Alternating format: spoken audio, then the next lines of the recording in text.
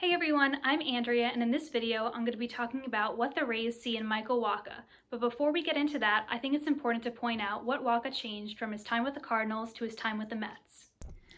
The first thing Wacha changed was his release point. If we look at the graphic from 2020, we can see that his release point shifted further out and further down. And that created more separation and movement between his pitches, which is a good thing.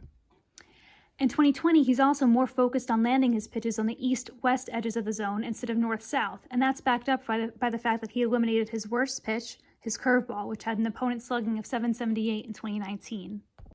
So what were the results of these changes? Well, he had a career-high strikeout rate, a career-low walk rate, increased movement across the board on all of his pitches, vertically and horizontally. Each of his pitches had resulted in more strikes. So those are all really good things, but unfortunately, opponent hitters were still doing well against him. The opponent slugging on all of his pitches was the highest it's been throughout his career, really high last year.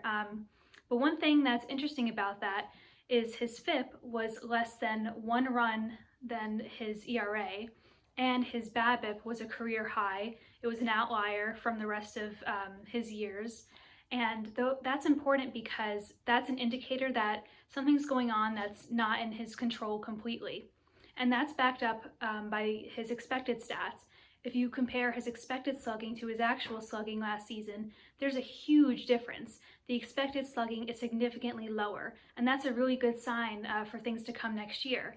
So what are the Rays going to do with him? Like, what are they going to change about him? Well, I think what the Mets did is a step in the right direction. And I think that the Rays are going to build on that by maybe telling him to throw his changeup more.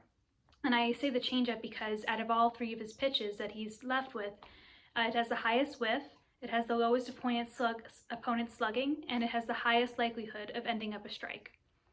So I'm excited to watch Wacha, especially the first couple months of the season. And I think there's going to be a lot that is different about him. So let's keep an eye on him. And thank you so much for watching.